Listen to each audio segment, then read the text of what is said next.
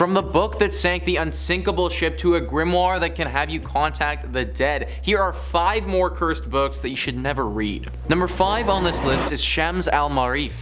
This book, from my findings, is not inherently evil in its teachings, but is one of those examples of potentially being a bit too much power for one person to possess. It's a 13th century Arabic grimoire written by Ahmed al-Buni. The book attempts to teach its readers how to perform ancient Arabic magic and is very spiritualistic. This book was super influential in Arabic culture and gained a large following. Many good things have come from this book, but also when you have a large amount of people following anything, some take it too far. Wikipedia writes, in contemporary form, the book consists of 2 volumes, Shams al-Maarif al-Kubra and Shams al-Maarif al-Sugra, the former being the larger of the 2. The first few chapters introduce the reader to magic squares and the combination of numbers and the alphabet that are believed to bring magical effect, which the author insists is the only way to communicate with jinn, angels, and spirits. And that right there is one of the main teachings in this book, the ability to talk to spirits. The amount of scary stories that we've talked about on this channel though, in regards to people trying to communicate with the dead is crazy, and it shows just how often things like this can go wrong. This has obviously happened many a time with this book, and those trying to reach their departed loved one end up contacting a super dangerous demon. I don't think that there's anything morally wrong with contacting the dead, if the dead are okay with it of course, but it seems like doing this always ends up with something bad happening. This grimoire won't curse you just by simply reading it, but if you try and perform some of the rituals it suggests, then it's very likely that you could cause some serious harm to you or those that you love. I recommend just avoiding this book altogether. Number 4 on this list is Vermis Mysteriis. Now the book in question here is actually a fictional book, and therefore it would be actually impossible for you to read it anyways, even if you wanted to for some reason. But that being said, it doesn't change the fact that it's definitely cursed and extremely evil. If this book was real, then we would need to get rid of it as soon as possible because it teaches humans how to do some very dangerous things. The book is part of the Lovecraftian universe and made its first appearance in The Secret of the Tomb. The book isn't referenced too much in that story, but it's described in pretty good detail in the story The Black Bargain. In that book, it describes Vermis Mysteriis as something that told you how you could compound aconite and belladonna and draw circles of phosphorescent fire on the floor when the stars were right. Something that spoke of melting tallow candles and blending them with corpse fat, whispered of the uses to which animal sacrifices might be put. It spoke of meetings that could be arranged with various parties most people don't even believe in, with cold, deliberate directions for traffic with ancient evil. Drawing circles of fire, sacrificing animals, talking with ancient evil, this all sounds like pretty bad news to me. Especially the part that says you can arrange meetings with various parties. It's clear that not only can this book teach someone how to perform any number of spells and incantations, but some of those spells will deal with the summoning of ancient demons and creatures. And if we assume that this book is real and can be read, then that would also mean that the terrifyingly powerful gods Lovecraft wrote about would also be real. Meaning that this book could grant you the ability to summon Cthulhu or something even worse. Summoning your standard demon is already bad enough, but an all-knowing, super powerful god definitely raises the stakes a little bit. This book, from every description I can read about, sounds like something that's just far too dangerous for any human to use and wield safely. If it ever was real and you did happen to stumble upon it, best to avoid reading it at all costs. Number 3 on this list is the Book of Abramelin. Abraham was an Egyptian mage who lived between 1362 and 1458 and dedicated his life to magic. Once Abraham visited Egypt, and there he met a magician,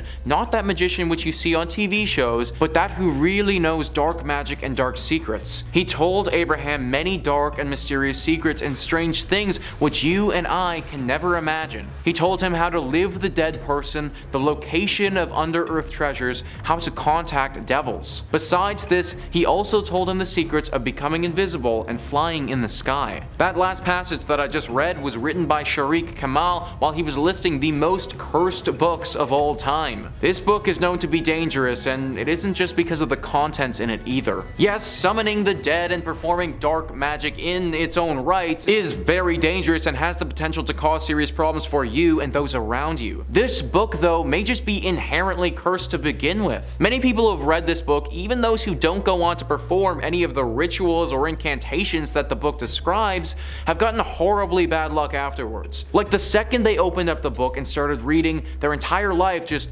flipped on its side. Some have said that afterwards their home became haunted by some dark spirit and they had to move. It's almost as if the book itself is a portal to another demonic dimension, and just the action of opening it could cause something to leak out. I'm sure that Abraham was a great writer, but no book is worth dying over, so I won't be reading this one anytime soon. Number 2 on this list is the Great Omar. This book is believed to be the cause of one of the most tragic disasters in all of human history, sinking the unsinkable ship, the Titanic. No, you don't catch Leonardo DiCaprio reading this book in the 1997 movie version, but maybe he should have. This book, even though it is deeply cursed, is potentially the most ornate and beautiful books to have ever been created. In fact, it took over 2,500 hours to create this book, which translates to over 100 full days. One would think that a book of this kind would fetch quite the pretty penny, but that actually wasn't the case. In fact, the man who binded this book, Francis Sangorski, had an extremely hard time trying to sell it to anyone. Finally, he did find a home for it in America and was in the process of sending it over there, but it never reached its destination though, because it was on the Titanic. Now, the reason that people think this book had something to do with the unsinkable ship sinking is because only a week or so after the ship had gone down, so did Sangorski. He died by drowning to death a very short time after the book had also sunk to the bottom of the ocean. This is why people believe that something about this book will curse those around it and potentially lead to someone drowning. I personally think it's a bit of a stretch to just assume that having this book caused the entire Titanic to sink.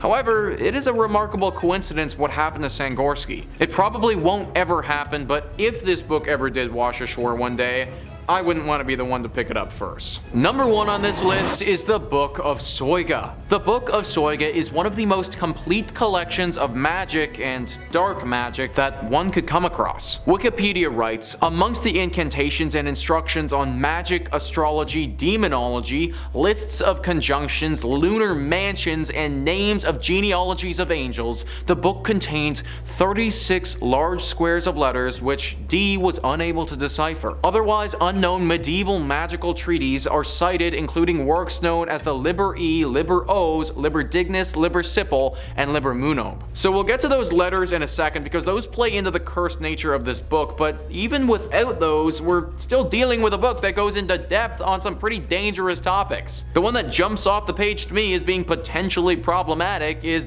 demonology, the study of demons and the hierarchy to them, and also the study of how to potentially summon them. This is certainly problematic and already a reason to not read this book, but let's get back to those letters. In 1608, there lived a man named John Dee. John Dee was fascinated with this book and wanted to figure out how to decode the letters. He reached out to the angel Uriel, and Uriel told him that only the worthy one will be able to crack the code. Truly a chosen one scenario where the book will reveal its secrets to the one that it decides. John Dee tried to decode it anyways, but then a grim fate befell him and he died. Then, very mysteriously, the book disappeared from the face of the earth for almost 400 years, until it all of a sudden reappeared in 1994. Now, it's thought that trying to decode these letters could prove fatal if you aren't the one worthy to do so. There's over 7 billion people on the planet, so the odds that you're the one worthy one and won't die are pretty slim. Not the sort of odds that I'd want to take just to look at some strange medieval letters. Well, there you have it, guys. That is our list of the top 5 cursed books that you should never read, part 2. Please comment down below what you thought about this list, if you've ever read any of these books, and also some other cursed books that I may have missed.